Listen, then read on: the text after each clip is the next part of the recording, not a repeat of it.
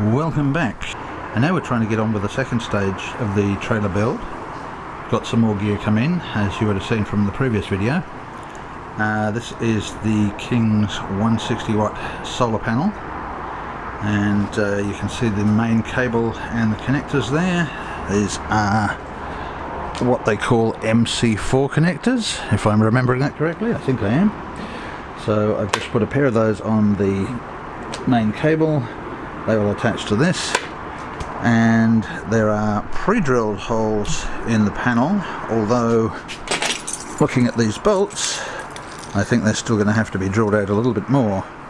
So that will be task number one this morning, is to get these pre-installed so that when we put it up on the roof, what we'll do is drill holes for these bolts, put some Sikaflex underneath to waterproof it all, put the bolts through the roof, and then tighten it all up. Now unfortunately I've got outside jobs to do on the trailer most of the time now, and looking out there, that's going to be around for the next week, so it's not going to be the easiest task. I'm going to try and get the trailer under the carport and see if I can do most of the work there. We've still got a bit of wet coming in, but at least the top of the trailer and the front should remain relatively dry. I rather like it when product designers actually think about products, and what they've done here, of course, is to make the bolt and the nut slightly different sizes, so if you've only got one set of spanners, you're not caught out. That's a 14mm bolt on top, and the nut is 13mm, and it's a nylock nut. They also provide spring washers with them, which is, okay, I don't really understand why you would need that and a nylock, but it's there, so I might as well put it on. It's really good that they pre-drill these holes, and I didn't think the bolts were going to fit, but if you'd screw them in, they do just go through. So they don't slide through, but you can screw them in, and that's fine. There's no real problem with that. So I'll just go ahead now and install these feet.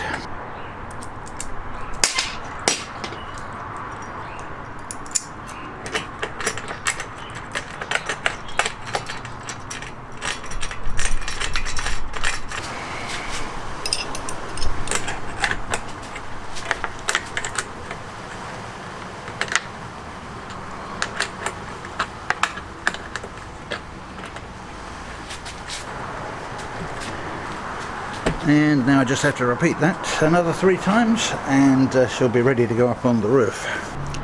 Okay, so that's the feet installed on the panel. Fairly easy job, a little bit fiddly for the first one until you get used to doing it, then you sort of get the idea without being able to see where it is. And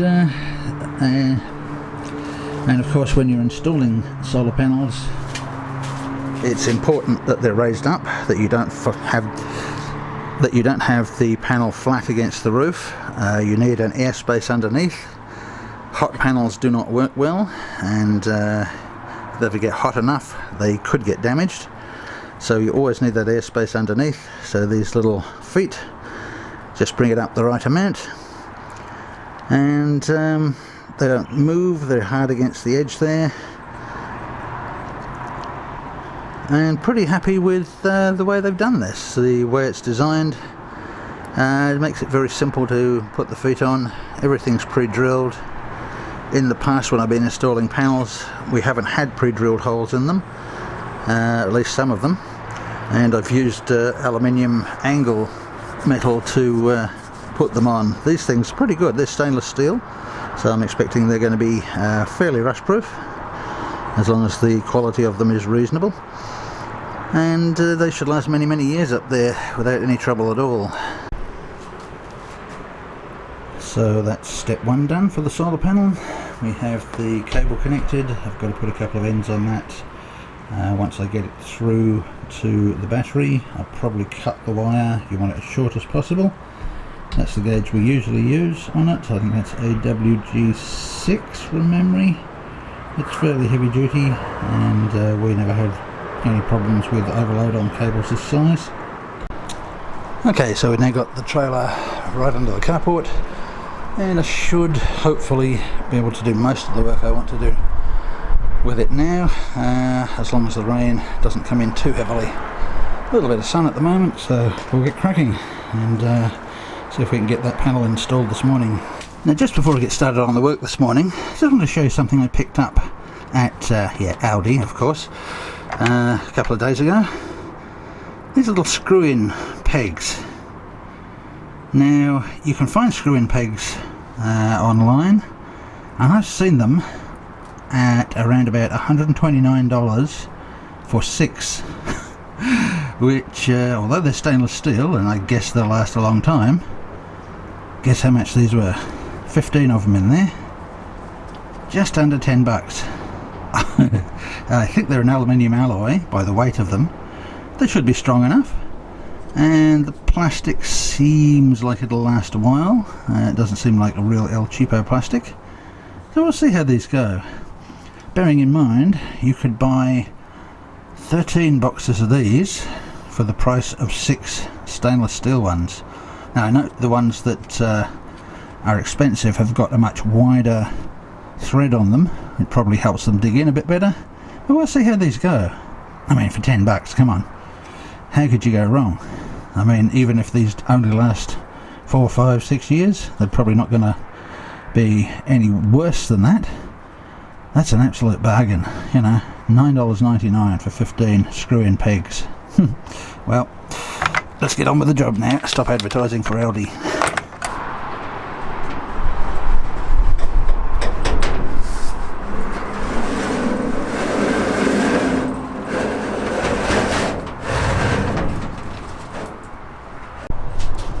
Now, as you can just see, the edge of that panel is a tiny bit out from the edge of the roof, but I don't see that is ever going to cause a problem. And we've got the wheel guards down here, the mud guards, so you're never going to be scraping close to an object.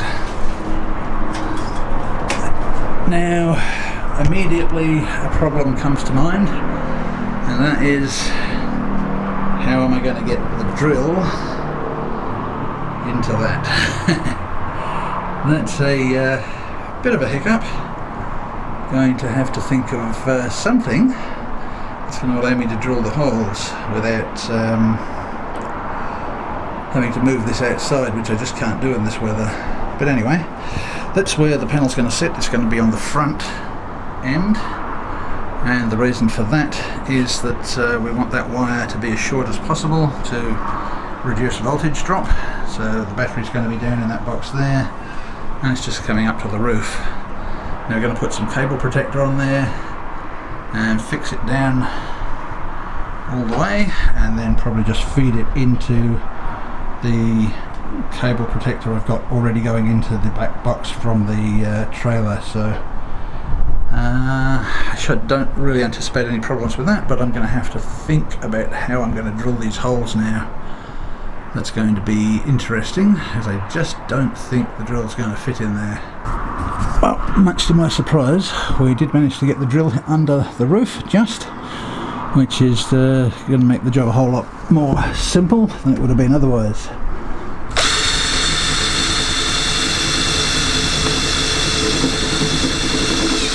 Now, because of the size of those holes, I'm definitely going to have to go and get some Sikaflex to put on there, and we'll get everything drilled up first, I guess, and more or less in place, and then we'll go and get the sealant, take it all out again, get it sealed up, and that will be this job nearly done. One last thing to do will be to get the wire to length, put the cable protector on it, and then connect it to the battery.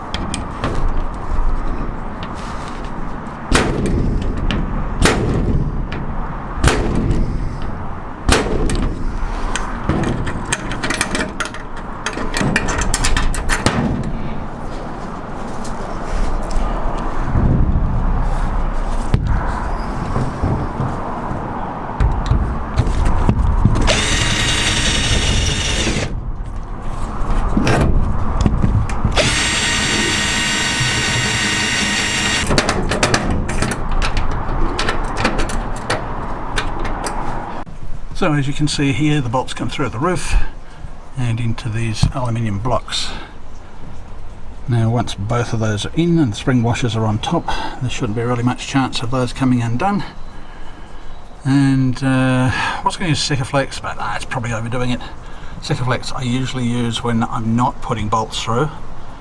So I guess what I'm going to use this time, because I've got it on hand anyway, is just some silicone. That should seal it up nicely anyway. I'm not normally a fan of drilling holes through roofs, but sometimes you really don't have much choice, and you've got to make sure your solar panels are mounted properly, because there have been instances of these things coming off and hitting other vehicles, which are certainly something you don't want to happen.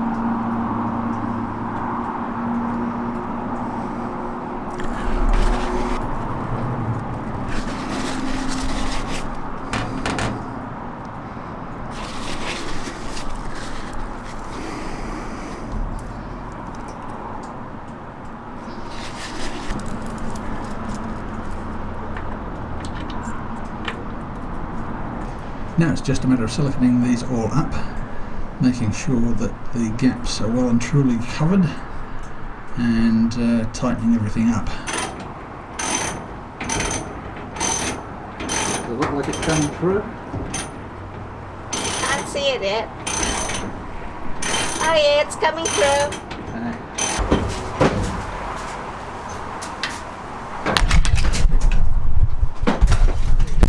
What's going on? Okay, so after the camera fell over, I checked it. And thankfully it's still working. It's done. It's ended up on the floor a few times, this poor little camera. Well, that's the installation of the panel, the mechanical side of it done. We've got all our bolts through, everything's siliconed down, everything's nice and tight, and I think that's how we're going to shift off of there. So the next thing to do is to get that wire protected and bring it down to the battery and connect all that up. And once that's done, that'll be about it for now. I won't be doing any more today. I think I've done enough. This has taken me actually quite a bit longer than I thought it would. It's quite fiddly working under this roof, but got it done, and then we'll have a look, make sure the connections are good. And the next job after that will be to put the awnings on.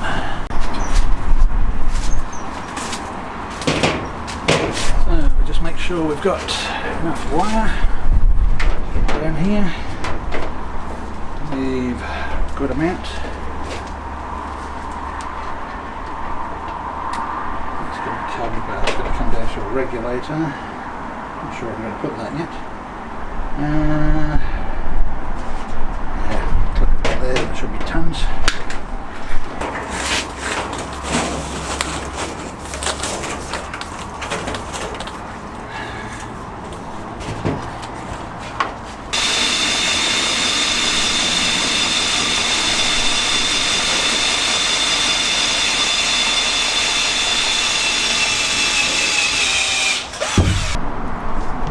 Okay, so that's the cable in place. So the last job now is just to wire in this El Cheapo PWM regulator. It'll keep the system going for now, and when I get a bit more money I'll buy a MPPT. This came as a freebie with a little solar panel, and I was using it on the kayak, so it's probably not long for this world anyway. I wouldn't be surprised if there's a little bit of rust going on with that. But we'll just put some ring connectors on, hook that up to the battery, plug the solar in, and the system should work. Well, that's the first part done. That's the battery connected, reading 12.3, which means it needs a bit of a charge. And now we're just going to hook the solar into that. Not really going to get much solar from there until I push it back out in the sun again, but it'll do for now. Now, one more little job I want to do this morning, because this front bin lid is driving me nuts because it falls down on me all the time when it's open. Just to put a little strap on, just going to put that on the edge, and I just put a hook up there, and that's a simple way of keeping it open.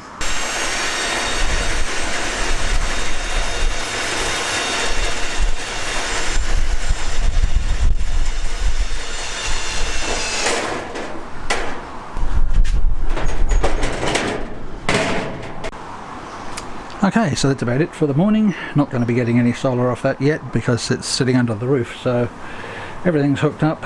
Not going to fix that permanently yet.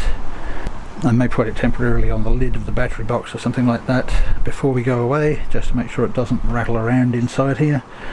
But for now, everything's hooked up, the solar's there, and that's it for today. So thanks for watching, and as soon as I can get on to the awnings, which I'm hoping is going to be soon, we'll get another video up and show you what's going on. Hopefully you enjoyed this morning's video, and be back again soon. Catch you later. Cheers.